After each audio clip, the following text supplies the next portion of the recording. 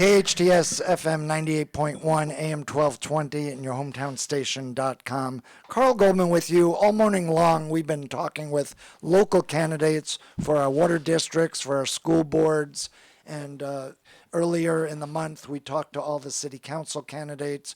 It's a forum, it's a chance for you to get educated on the issues out there, on where each candidate stands, and make an intelligent decision when you go into the voting booth on November 8th.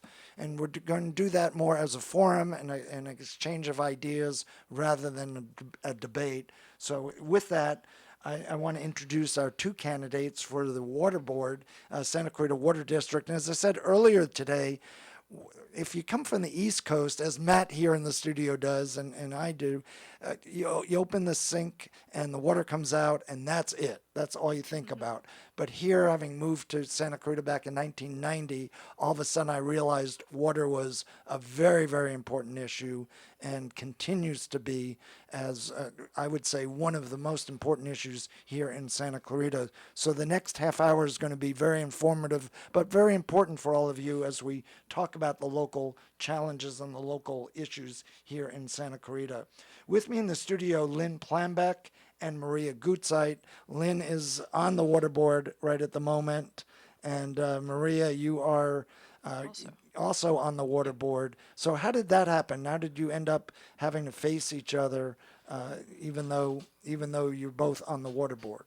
Well, a person resigned from our area, Mr. Mortensen, after some problems with legal issues and a domestic violence conviction, and he resigned from the water board. And then they, instead of eliminating the seat, which is what they've done in the past, and to reduce the board, as we all agreed to do, they appointed Maria, I think, to ensure that I had someone running against me that was an incumbent also. So I didn't think it was very fair, but anyway, that's what happened.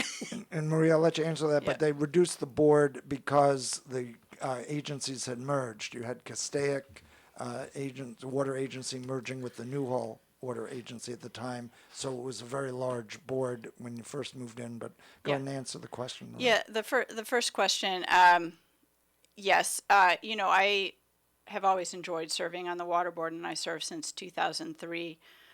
So I was grateful that my fellow board members did appoint me back into the seat, but that did mean by calendar and campaign law that I had needed to run now. So yes, that's why both of us are up now. And the legislation carried by Scott Wilk did have a provision that this is the year that we drop from 12 water board members to 9. So it is a bit heated in every division this year. And put your time. Why don't you start, Maria, and share a little bit about your qualifications and your background?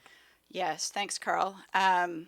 My background, I'm an engineer by training, and I heard Suverna talking earlier. I went to University of Illinois at Champaign-Urbana, got my engineering degree, and I worked in Fortune 500 industry for a while before starting my own business. I do environmental consulting for industry, and my husband also has his own business. So I bring in a business background, engineering background to the water agency, but as mentioned, I have served since 2003. And also currently I'm on a separate agency, the SCV Groundwater Sustainability Agency, which is a state mandated agency, making sure we are not overusing our groundwater, and I'm president of that board this year. Lynne? I have a B. Oh, thank you for having us. Let me start with that. I really appreciate the opportunity to have a forum on these issues. Water is so important, as you said. I have a degree from Cal State University Northridge. I'm a former small business owner. I owned a recycling business in Burbank for 25 years and was the chief executive officer. And when film went to digital, I closed the business because our area was really film, so there wasn't really work. And unlike some large companies, I did not borrow a bunch of money and declare bankruptcy. I liquidated. And I've been on the water board for several decades, and I've really The reason that I first ran for water board, which I want to really tell this story because I think it's important, was they were proposing the Ellesmere landfill in Santa Clarita, and it was in the watershed, the upper watershed of the Newhall County Water District, which is where we would have gotten our water from. And all of us were fighting the landfill, the city. We were all joining to fight against the county's approval of that landfill there. And I was focused on water and went to the water agencies, asked them to oppose the landfill, and they did not. So I ran for office, and that's how I first got started. Landfills often leak. They have liners, but they leak.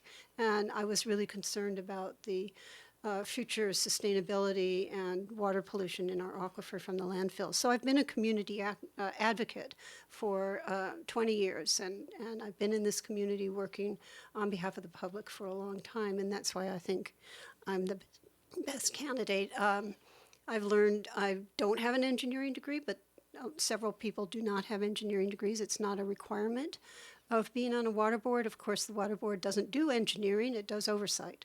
So it's really important that there is critical oversight of the staff, which our staff happens to do a really good job. So I don't know how critical we have to be of them, but we're supposed to be watching out for the public. And you mentioned Ellesmere. An interesting piece of history on Ellesmere was it was, I think, one of the only times every political person from every side of the aisle, be it left, right, center, or anything in between, came together and fought a David versus Goliath kind of situation, and we ended up winning. Except the water agencies until the boards changed. So, Maria? What am I guess coming? The question is, what do you think are the biggest issues right now facing the water agency, facing here in Santa Clarita? Yeah, I think, the three things we need to stay laser focused on are safe, affordable, and reliable water. And specifically, safety absolutely has to meet every health standard. We do a lot of testing. Fun fact, drinking water is tested way more than bottled water. So really proud of our safe water that we provide to people. Reliability, I recently wrote a column in the Signal about, pointing out that people in LA are one day a week watering right now. We're on 3 days a week. And in fact, we're not short of water.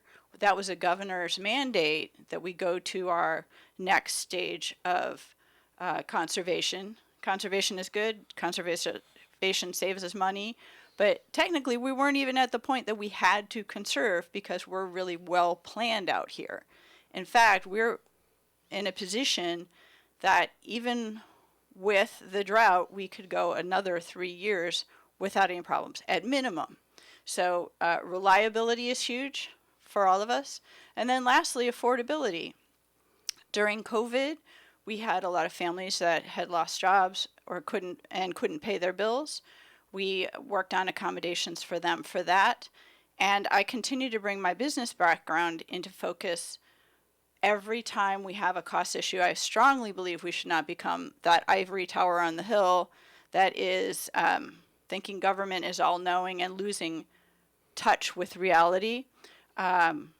Whether it be, a change in accounting that accounting software and consulting for that I pointed out was overpriced. We brought it down from $1 million to $500,000, to even the consolidation of the water agencies itself, which I supported, and that saved us $20 million in the first 3 years alone and continues to save us money.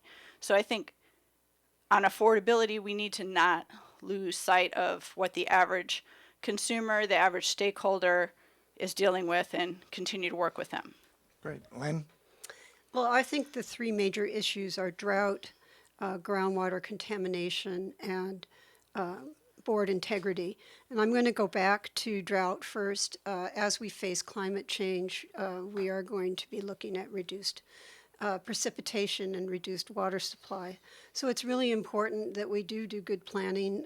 The agency has some storage in the Kern County area. They're looking at more storage in Antelope Valley. But I think people are aware of the contamination issues we've had in our groundwater for many years, starting in 1997 with ammonium perchlorate. And we have 40% of our wells closed. So it's really important that we address this problem. And it's not only perchlorate, but it's PFAS, the new Teflon forever chemical. And this is not any one polluter in our valley that has caused this pollution. It's permeated throughout industrial and commercial uses, like it's in carpeting, it's in fire retardant, it's in all kinds of things. But it's also in our water supply, and it's also a carcinogen. So it's really important that we address the contamination and get our wellhead treatment facilities going. And this is a huge challenge. It's very expensive. And then the third, when I say board integrity, we've had some really big problems. We've had a board member that had to resign due to domestic violence charges. And then we had another board member that lived outside the area after he was elected, but did not resign from the board. And he waited until July, just after July, so that there would not be an election. And it was really upsetting to me because it seems like our board has often tried to avoid elections and appoint directors instead of letting the public appoint them. That's why I objected to the merger of the water agencies, is I thought there should be a public vote if we're going to merge these water agencies. It was a big decision for our valley. And again, we had the same thing on our board where the director waited till after July when an election would not be called, and the board appointed a member that was a former director of Valencia Water Company. So I just feel like our board, some of the majority on the board is very concerned in controlling the board themselves rather than allowing the public to have a say in who is elected to the water board. We're chatting with Lynne Plambeck and Maria Gutzeit, both, and it's a unique situation. We learned a minute ago, both are currently on the board, and because the board, like we're talking about the Santa Clarita Water Agency, the board has is shrinking because of the merger between the Newhall Water District and the Castaic Water District, has now forced both of you to face each other in a campaign. And I wanted to backtrack, and for me, I'm preaching to the experts here, so please correct me if I'm wrong, and I'd like you to elaborate on this. But as I understand it, the water here in Santa Clarita, which is different than the way people get water in other locations, we get about 50% of our water from the ground, from the aquifer in the specific areas, and then about 50% is supposed to come from the delta up in Sacramento, but because of the drought and because of other environmental issues, some years we get a bigger percentage, up to the 50%, some years we don't get any, and the agency has been smart enough over the years to acquire a large amount of acreage in the San Joaquin Valley, and the water is stored under there so that we have a lot of water, at least 3 years worth of water, to handle drought situations like this. So first of all, please correct me if I'm wrong, and if you could each step in maybe and elaborate a little on this. We'll start with you, Maria, and see. Yeah. Do I get So we're an doing A, that, B, but- or C on that? You get an A, and Yes, I clearly agree. You you've get an already A. talked to other water board members, so you did get it exactly right. And I think that goes back to what I said about reliability and the broad portfolio of water that we have, being 50-50. And we do have terrific groundwater. Yes, we actually found the contamination, and in response to that, we sued the polluter and recovered over, I want to say it's $69 million, might be $59 million, either millions of dollars. That polluter paid and is going to pay for continued treatment of our contamination. The PFAS, the new issue, even with those wells down, and we turned them off even before we had to for public safety. Even with those wells off, we're still in a way better situation than Los Angeles, and that's because of smart planning. The situation in Kern County that you mentioned can be, simplified to say that when we do have that excess water, when we have wet years in Northern California, we're actually helping out the Central Valley because they have aquifers that are depleted. We take our water, put it in their ground. It's like a savings account. And then when we need it back, we can get it back. We're exploring partnerships in different parts of the state, including potentially a new one in Antelope Valley, to do that. And also, we continue to advocate for improvements to the water issues statewide, which will benefit all of us as the climate continues to change. Lynn, do you want to elaborate a little on what I said?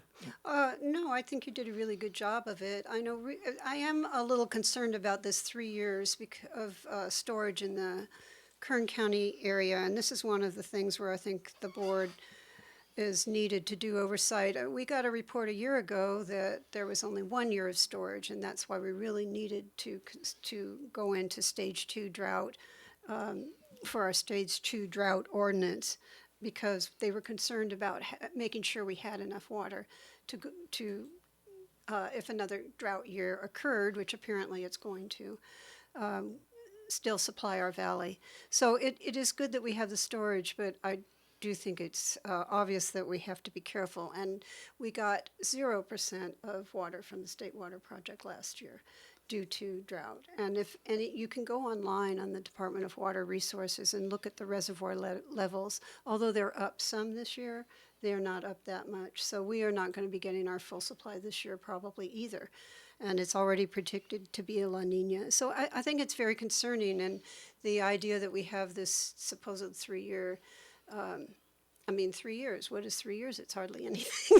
So if this is the new normal, we are in trouble. So I just think that it behooves all of us to be very cautious. And some of the changes that we're making to accommodate this are really wonderful. I mean, asking people to remove turf and helping fund that removal, and then encouraging them to go to native landscaping will not only help the water supply, because native landscaping, our outdoor water use is about 70% of a household's water use.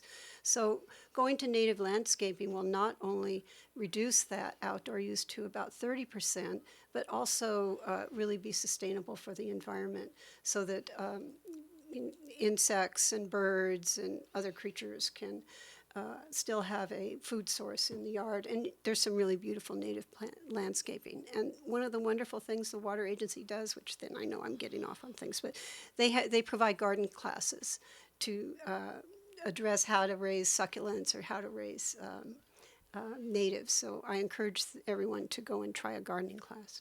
KHTS 98.1 FM, AM 1220, hometownstation.com. We're talking with Lynne Plambeck and Maria Gutzeit, candidates right now for our election on November 8th for the Santa Clarita Water District. When we come back, you're going to want to stick around, because we're going to let each candidate ask the other a question right after this short break. KHTS FM 98.1 AM 1220 and your hometownstation.com. Carl Goldman with you, along with Maria Gutzeit and Lynne Plambeck. We're chatting here, and as we've been all morning, getting ready for the elections on November 8th. Both are running. Both are incumbents. It's unique. We talked about it earlier, but both are incumbents who are running for the water board that is open. And right now, let's open up to questions for each other. And Maria, why don't you start and ask Lynn a question? Yeah. We've talked about our water supply and the challenges of the drought, but we know that Santa Clarita is projected to grow to nearly 500,000 people. How would you say that we can accommodate the planned growth given the challenges we have now? Well, the planned growth is up to the county and to the city, not the water agencies. And one of the things that I think that is really important that I've been trying to stress on our water agency is that when the county and the city ask us for information about our water supply, it's really important that we are very clear about the issues with it. And the reason is that neither the county nor the city will plan for climate change or a reduction in precipitation and possible water supply if we don't really tell them the truth about how much water we have. And we are mandated to go out and try to find new water if we don't have enough water for the growth that's projected. but it's not our responsibility to approve or disapprove the growth. So we can look for water. There is not more water to be had from the state. We can look for how to store what precipitation there is. But if this drought is the new normal, there really may be some issues, and it's imperative that the city and county know this so that they can require developers to put in such things as permeable pavement, that maybe we can avoid floodplains and recharge areas to ensure that the river is, and our water supply, we get most of our water from the river and our underground aquifers. They are our emergency supply. If we cannot, if there isn't good recharge, that water won't be available in those sources. So it's really, really important that we give the agencies, the planning agencies, good information. And I have not felt that we've been doing that. I felt like we, in some cases, made them think that we got 50,000 acre feet from the state last year, which we didn't. We knew we didn't, but it was in the water report that we did. And that's why I've been voting no on the water availability reports. It's not trying to stop the development, as I have been accused of. It's saying we don't have that water. This report is really not correct, and they need to know it because they cannot fix the problem if they don't know there is a problem. You cannot fix a problem by putting your head in the sand and saying it doesn't exist. They have to understand that as climate change proceeds, we are going to have less and less precipitation, and it's not like you can go out and tell God to turn on the tap. Lynn, you want to ask Maria a question?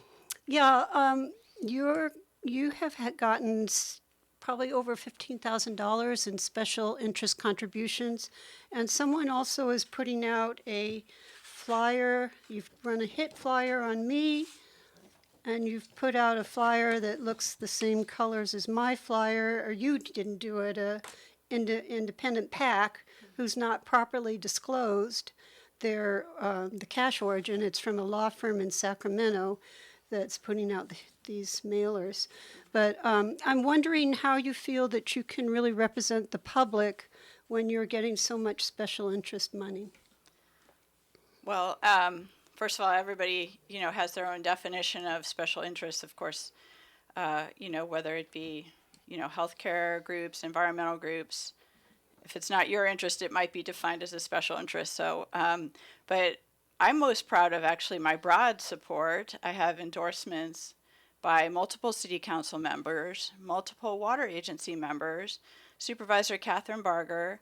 I'm endorsed by FLCIO, the LA County Labor Federation, the building trades, so all of our skilled laborers. I'm very proud to represent the laborers, operating engineers, iron workers, and Southwest carpenters who are behind my campaign. So if you call hardworking people special interests, I guess, some may call the laborers a special interest. Some certainly have called them a special interest, but I've had their support in multiple campaigns, and I'm extremely pleased to represent blue-collar workers. My husband is a auto mechanic. He'll say he's an auto mechanic. He owns his own business, but these are the guys I identify with, guys and gals who are out when I work in the field at industrial sites. These are the guys driving the bulldozers, welding the facilities, and I have nothing but respect for them. So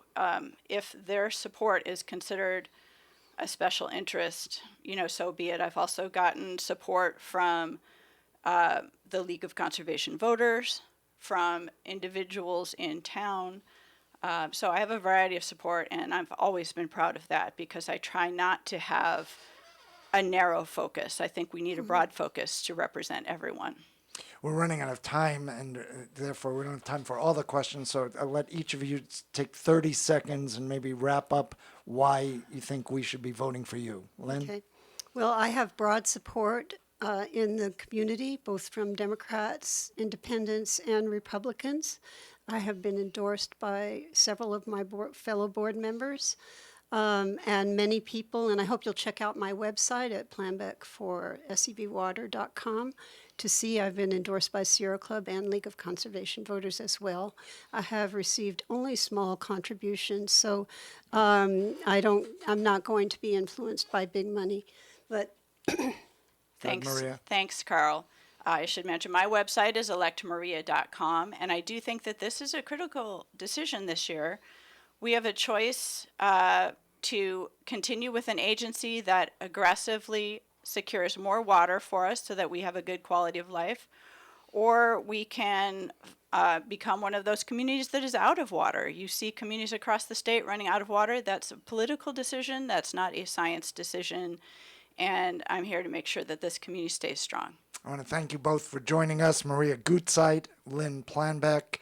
We've spent the morning talking with a whole variety of candidates. They are running for the Santa Cruz Water Board. Both are on the board right now. We are going to break for Fox News coming up right now at the top of the hour on your hometown station, AM 1220 KHTS.